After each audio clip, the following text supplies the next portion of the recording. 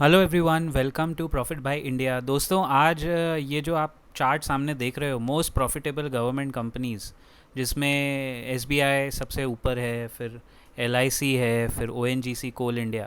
लेकिन अगर मैं आपको बताऊं कि मोस्ट प्रॉफिटेबल गवर्नमेंट एंटिटी पूरे हिंदुस्तान में कौन सी है जो इन सबसे ज़्यादा प्रॉफिट बनाती है, and actually that's not even a company, it's suppose to be a body. तो आपको जान के हैरानी होगी, और मैं आपको आज ये दिखाऊंगा कि एक्चुअली उसका काम प्रॉफिट बनाना नहीं है, लेकिन वो सरकार की एक प्रॉक्सी है जिस तरह वो प्रॉफिट बनाती है। बाय द वे, ये सारी कंपनीज़ में गवर्नमेंट ऑफ इंडिया का स्टेक है, भारी भरकम स्टेक है। तो अगर ये प्रॉफिट बनाती हैं तो सरकार ही प्रॉफिट बनाती है।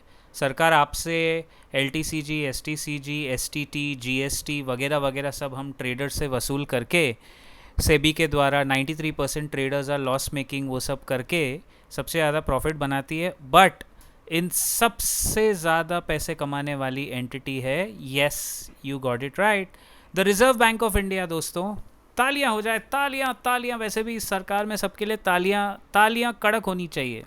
So the RBI actually reported a net income surplus of 3.95 lakh crore for the financial year ending March 2026, driven by strong returns on foreign assets. Mind you, when the currency is weakening, RBI के तो assets dollar में हैं, तो technically सरकार और सरकार की reserve bank of India यानी हमारे देश की सेंट्रल बैंक, वो तो छाप रही है। सीधा सीधा भाषा में बोलूँ तो मोटा माल छाप रही है। The RBI approved a record dividend payout of 2.86 lakh crore to the government of India। अब अच्छा, पैसे तो ये कमाती है, उसमें से मैक्सिमम आप देख रहे हो सरकार को डिविडेंड देती है। भारत सरकार बैठे बैठे ऑलमोस्ट 3 लाख करोड़ कमाती है as dividend. Now if you look at the break down of the RBI, the total income increase by 26% Y to 4.3 lakh crore. Oh my God! मतलब क्यों क्यों नहीं आरबीआई को भी लिस्ट कर दें फिर? सबसे पहले निवेशक तो हम लोग ही होंगे ना दोस्त। आरबीआई अगर मार्केट में लिस्ट हो जाए, अगर आप पैसे कमा ही रहे हो, and this is the total income, इसमें foreign income reach 3.3 lakh crore, bolstered by the exchange gains, लिख भी रहे हैं, of 1.7 lakh crore from dollar operations and higher yields on US government bonds. देखा आपने? Domestic income rose to 1.2 lakh crore, dividend transfer 2.86 lakh crore जो है, that is the approved surplus transfer, that is more than last year. इन्होंने 2.6 लाख करोड़ किया था, और उसके पहले मुझे याद है 2.11 लाख करोड़ किया था। यानी आप सोचो, सरकार बैठे बैठे छाप रही है और उनकी ग्रोथ रेट बढ़ रही है। डिविडेंड्स आरबीआई से सिर्फ 2.11 लाख करोड़, फिर 2.6 और अब 2.86 लाख करोड़।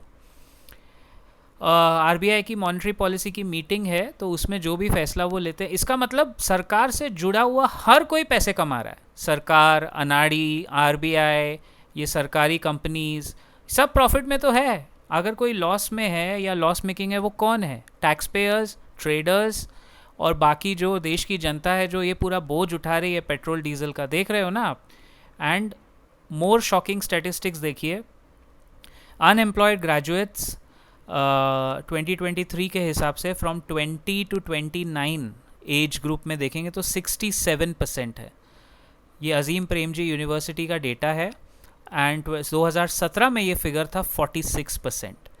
तो अगेन कॉन्ग्रेचुलेशंस, वाकई में ये यूथ अनएम्प्लॉयमेंट का हम रिकॉर्ड पे रिकॉर्ड तोड़े जा रहे हैं। यही लोग हैं, यही अनएम्प्लॉयड ग्रेजुएट्स हैं जो पॉलिटिकल रैलीज़ में 1000 रुपये, 500 रुपये में जाके खड़े हो जाते हैं, या जिनको गलगोटिया बना के भेज दिया जाता है कहीं, जाओ प्रधानमंत्री की रैली में अटेंड करो। राइट? ये एक तरह से मैं आपको क्या बताऊं, मतलब बहुत शर्म की बात है। And this is what was I quoting in my earlier video, कि एमएसएमई, ये सरकार के उद्यम रजिस्ट्रेशन पोर्टल से लिया हुआ data. Just look at the last column, 2025-26, last row and last column, central column and last row, 2025-26, number of MSMEs that have shut down are 58,000, right? मतलब आप सोचिए, अगर आप इसका टोटल मारोगे तो ये करीब करीब 1.37 lakh micro, small and medium enterprise have shut down in the last 6 years। कौन जवाब देगा इसका? कौन इसकी, और देखो 2020 2021 जो कोविड, उसमें सिर्फ 175, फिर 6222, फिर 13,000, फिर 19,000, फिर 39,000 और अब 58,000। हर साल जो इंडिया के जीडीपी का बैकबोन है, एमएसएमई सेक्टर से सबसे ज़्यादा ग्रोथ आती है। डीमोनेटाइजेशन के बाद सबसे ज़्यादा सफ़र किया है। हर साल हमारे एमएसएमईज बंद होते जा रहे हैं। कुल मिला के पिछले 6 साल में 1.37 lakh micro small and medium enterprises बंद हो गए हैं दोस्तों। ये हाल है, ये कच्चा चिट्ठा है। मुझसे कमेंट में किसी ने पूछा था कि डीमोनेटाइजेशन का सबसे बड़ा नुकसान क्या हुआ। वो ये हुआ है बेटा कि जो छोटी कंपनीज़ है, जो कैश पे यानी कच्चे पे धंधा करती थी, जो जीएसटी में कायदे से कभी क्वालिफाई ही नहीं करती थी, वो धंधा नहीं कर पा रही है क्योंकि तुम्हारे देश में तुम्हारी इस सरकार के, चुने हुए सरकार के वजह से करेंसी बंद हो गई। और जो न्यू करेंसी आई, उसके बाद जीएसटी आया, उसके बाद जिस तरह क्रैकडाउन हुआ है एमएसएमईज पे, ना वो यहाँ के रहे ना वहाँ के रहे, कारखाने बंद करके वो लोग भाग रहे हैं। और ये डेटा गवर्नमेंट के उद्यम पोर्टल का, जैसा मैंने कहा, उसी का डेटा है। तो ये मत बोलना कि डेटा कहाँ का है। इस चैनल पे आप जो भी चीज़ देखोगे डंके की चोट पे और डेटा के सोर्सेस सीधा सीधा आपको मेंशन किए जाएंगे। सो आरबीआई कमाता कहाँ से है? Foreign assets, domestic assets. आप देखो ये स्लाइड, अगर आप चाहो तो डिटेल में देखो। फिर the difference between face value of bank notes printed and the cost of the production and distribution, वो भी आरबीआई कमाता है। इसको आप जैसे मर्जी प्रोनाउंस कर लो। मैं पॉइंट नंबर 3 को प्रोनाउंस करूँगा सेनियोरेज। तो सेनियोरेज को आप जैसे मर्जी प्रोनाउंस करो। इसका मतलब है while currency in circulation is an accounting liability for the RBI, the revenue generated from the interest earned on assets backing this currency serves as a major indirect income source। Plus fees और charges तो ये लेते ही हैं, RTGS, NEFT वगैरह वगैरह। और नीचे देखिए जो मैंने मार्क किया last line, any surplus revenue remaining after meeting operational expenses and allocating mandatory reserve such as contingency risk buffer is transferred as a dividend to the government of India. जो figure हमने starting में देखी 2.86 lakh crore. So this that was a surplus, समझे आप? मतलब जो बच गया वो ट्रांसफ़र कर दिया सरकार। यानी सरकार की सबसे प्रॉफिटेबल एंटिटी तो आरबीआई है खुद। They are not suppose to increase the profit यार, ये प्रजा में बांटने के लिए पैसा है यार, बट वो लोग प्रॉफिट बना रहे हैं। And if you look eight, चलो इसमें आप ये एक मिनट में आपको बताता हूँ। हाँ, और अब आते हैं सेबी पे। Security and exchange board of India does not operate for a profit in the traditional sense, rather it generates revenue to fund market regulations, investor protection and surveillance। तो टोटल इनकम सेबी का है, इसको भी लेते हैं। तू भी आजा बेटा, आटे में आजा, तू भी आजा, इसको भी लेते हैं। टोटल इनकम है इनका 2024-25 का 2,713 rupees, driven by a large spike in settlement and compounding charges. SEBI के जो चार्जेस होते हैं, बताइए। और ये लास्ट ईयर के वाई ग्रोथ देखेंगे तो 35% ग्रोथ। 2023-24 में 2,000 करोड़ था, 2022-23 में 1,400 करोड़ का शायद ये लॉस था, और 2021-22 में 1,000 करोड़ का लॉस था। वहाँ से ये भी प्रॉफिटेबल हो गई। सारी सरकारी एंटिटीज़ तो प्रॉफिट छाप रही हैं, सोचिए। Maximum compensation. सो मैंने एक सवाल बहुत रिसर्च किया कि इन्वेस्टर प्रोटेक्शन फंड आखिर है कितना। इस पे भी मैंने कोशिश की है पता करने की, but maximum compensation that can be paid to an investor for claims against trading members या ब्रोकर्स इज 35 लाख। उससे ऊपर आपको कुछ मिलेगा नहीं, है ना। एलिजिबल क्लेम्स में stock market trades when the broker fails to fulfil their financial और डिलीवरी ऑब्लिगेशंस। तो बहुत सारे केसेस है। स्कोर्स का पोर्टल है सेबी का, उस पर आप देख सकते हो। How to file a claim जिसको करना है वो ये डिटेल आप SEBI investor protection guideline search करके क्लिक करें, आपको मिल जाएगा सारा डिटेल। अब investor education and protection fund actually कितना है? Can you believe it? Administered by the ministry of corporate affairs. दोस्तों, ये investor education protection fund 4,138 crore, 4,138 crore, with companies having transferred shares and funds valuing over 21,000 crore. अच्छा, ये हो गया सेबी के पास। एनएसई का अलग से इन्वेस्टर प्रोटेक्शन फंड ट्रस्ट है, उसमें भी 1500 करोड़ रुपए पड़े। मुझे एक बात बताइए, ये 5500 करोड़ जो है कुल मिला के, ये कहाँ है पैसा? इसका ब्याज कौन खा रहा है? इसका इंटरेस्ट कोई तो खा रहा होगा ना भाई। कहाँ जा रहा है ये पैसा? Where is this money going to? Who is liable for this? इसका कोई अकाउंटिंग है क्या? इसमें इन्वेस्टर्स को, आपको नहीं लगता है कोई एक इन्वेस्टर प्रोटेक्शन या इन्वेस्टर एजुकेशन प्रोग्राम कौन सा आपने देखा था जो सेबी ने रन किया हो? हैं, मार्केट गिर रहा है, एफ की इन्वेस्टमेंट नहीं आ रही है, क्या इन्होंने ऐसा उखाड़ा ये पैसे के साथ कि कहीं निवेश किया हो या कुछ इसका किया हो? What have they done? Individual पे आउट लिमिट्स है, जैसा मैंने कहा, 35 लाख पर claim on the NSE, 25 lakh on the BSE and 2.2 lakh on the MSCI. The micro, small and medium enterprises sector contributes 30% to India's GDP in addition to driving economic output.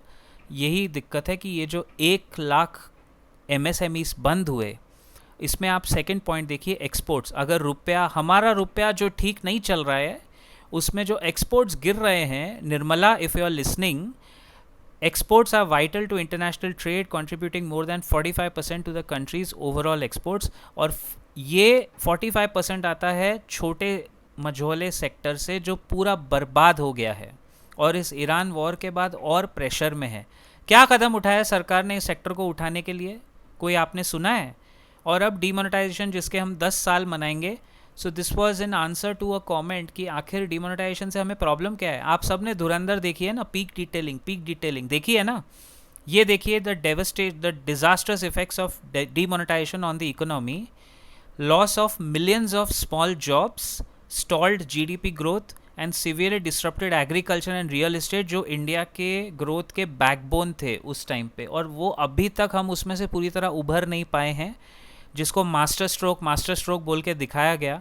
पूरा informal sector, हमारे देश में जो ग्रोथ आती है दोस्त, वो अभी भी पूरी की पूरी इनफॉर्मल सेक्टर से आती है। उनको जो लिक्विडिटी शॉक लगा, जो उनको लगा है, जो धंधे बंद हुए, कोई कॉम्पनसेशन उनको मिला नहीं। सो MSME बंद हो गया, ये फैक्टर हमने कवर किया। लिक्विडिटी शॉक में the sudden withdrawal of cash paralyse daily transaction, supply chain and wage payments.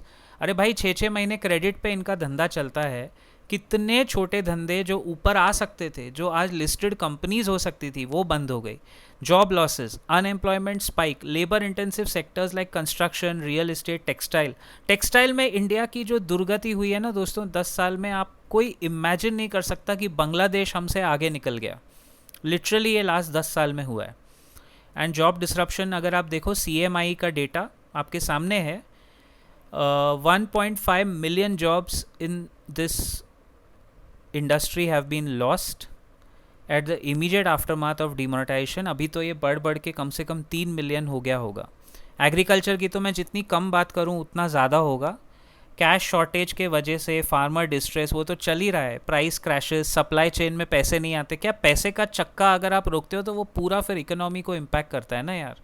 And GDP जो हमारी गिरी, सो 2016 7 नवंबर तक India's GDP was almost about to touch 8% and people could have given credit to Modi कि तुम्हारे आने के बाद हम दोबारा वो टच कर रहे हैं। I think that was the worst time कि उन्होंने कमर तोड़ी इकोनॉमी की, एक आदमी के कहने पे, एक अनपढ़ आदमी के सोच के वजह से, जिसको मैं कूपड़ कहूँगा, अनपढ़ से ज़्यादा घातक कूपड़, उसके वजह से पूरी economy bore the Brunt of that stupid decision. Arun Jaitley finance minister थे इसी सरकार में उस टाइम। आई डोंट थिंक, आप कोई भी मीडिया रिपोर्ट पढ़े हो, I don't think finance secretary, finance minister was in the favour. और इसी वजह से अरुण जेटली को जब, खैर उनका तो मतलब ही एक्सपायर्ड, उनका देहांत हो गया, उसके बाद से निर्मला को हमारे सर पे लाके पटक दिया गया। सो इकोनॉमी ने बहुत भुगता है। नेशनल इनकम देखो तो 3 लाख करोड़ का नेशनल इनकम का डायरेक्ट नुकसान हुआ। Contraction in real estate and core sector, ये सब चीज़ें आपको दिखाएंगे धुरंधर में। Will you be able to see all these details? ये मूवी बनी क्यों है? मुझे मूवी से कोई प्रॉब्लम नहीं है, ये बनी है सरकार का आई वॉश, पब्लिक को दिखाने के लिए कि देखो हमने ऐसा किया। कल उठ के वो धुरंधर 3 में दिखा देंगे कि नीट के एग्जाम में बाहर वाले एग्जाम दे रहे थे और हमने लीक करा दिया पेपर, या CBSE। कौन इसका जवाब देगा दोस्तों? Every sector is falling on its feet. Her sector में सवाल उठ रहे हैं। CBSE के बच्चों का जो दर्दनाक कहानी है, कौन उसका जवाब देगा यार? सोचिए, इन्वेस्टमेंट हिट हुआ, यहीं से FIIs धीरे धीरे धीरे धीरे बेवफा होते गए। और 2024 के बाद जो इश्मोहित अरोड़ा का डेटा है वो बिल्कुल सही है, वो मैंने चैनल पे पोस्ट में शेयर भी किया। 2024 में जब निर्मला ने LTCG STCG बढ़ाया, that literally was the Kattappa moment to the FIIs from the government. उसके बाद उसने जिस तरह बोला कि FIIs में कम एंड गो, वो स्टेटमेंट आज उसको ना रातों की नींद हराम करना चाहिए, वाकई में मैं बोल रहा हूँ। बिकॉज इन्वेस्टर्स की तो उसने तोड़ी ही कमर, वहीं से हमारा बाजार 26,200 वाला नीचे गिरा, जो आज तक रिकवर नहीं कर रहा। Now look at the best performing markets, इसका डायरेक्ट इम्पैक्ट देखिए आप इकोनॉमी पे और मार्केट्स पे। बेस्ट परफॉर्मिंग मार्केट्स में कॉस्पी आएगा, साउथ कोरिया, ताइवान का इंडेक्स है जो TSMC पे पूरा डिपेंडेंट है, कोरिया का भी 2-3 कंपनीज ही है। Then Brazil, look at Brazil यार, उनके पास कोई ऐसा बड़ा प्रोडक्ट नहीं है, उनका बोवेस्पा देखो आप। लुक एट वियतनाम, जापान इतने बड़े स्लम्बर के बाद ग्रो किया। ये सब मार्केट्स 2026 में 53%, 100%, 42%, 38%। टर्की जो डॉलर के सामने हमेशा इतना गिरा है, वो भी 32% ग्रो हुआ है। थाईलैंड भी 31% ग्रो हुआ है। और हमारा निफ्टी, हमारा रुपया जो ठीक नहीं चल रही है, हमारा निफ्टी 5% नीचे गिरा है इस साल अब तक 2026 में। शायद अभी मार्केट फ्लक्चुएटिंग है तो इससे ऊपर नीचे ज़्यादा ही हुआ होगा, but it has been flat to negative. लेकिन जो दूसरे वर्स्ट परफॉर्मिंग मार्केट्स है ना, आप देखो फ्रांस का CAC -0.1%, जर्मनी का डैक्स 0.6% प्लस में है वो, ऑस्ट्रेलिया का मार्केट 6.2% ये भी प्लस में है, हांगकांग का हैंगसेन 6.8% ये भी प्लस में, और यूरोप जैसी फ्लैगिंग इकोनॉमी जहाँ कोई ग्रोथ भी नहीं है, जो यूक्रेन वॉर के बाद अब तक संकट से उभर नहीं पाया है, वो भी 8.1% ग्रो हुआ। तो हमारा निफ्टी ही इतना गिरा हुआ है, सिर्फ हम गिरे हैं। We are officially the worst performing market in 2026 and actually since last 2 years the worst under performing market. तो अगर ये सब देख के आपको नहीं समझ में आ रहा है, तो आपका मूड हल्का करने के लिए लास्ट में आपको यही खाना पड़ेगा जो प्रधानमंत्री लेके घूम रहे हैं और सबको खिलाते आ रहे, मेलेडी। अरे यार, पूरे देश की इकोनॉमी का आपने मेलेडी खिला के सबको खिला डाला। दोस्तों अभी तो जाग जाइए, अपने आप को अपना व्यू रखिए नॉर्मल, क्योंकि इस कंट्री का वाकई में मेलेडी चॉकलेट ही हो गया है। मेलेडी खाओ, खुद जान जाओ। Thank you so much. जय हिंद, जय महाराष्ट्र।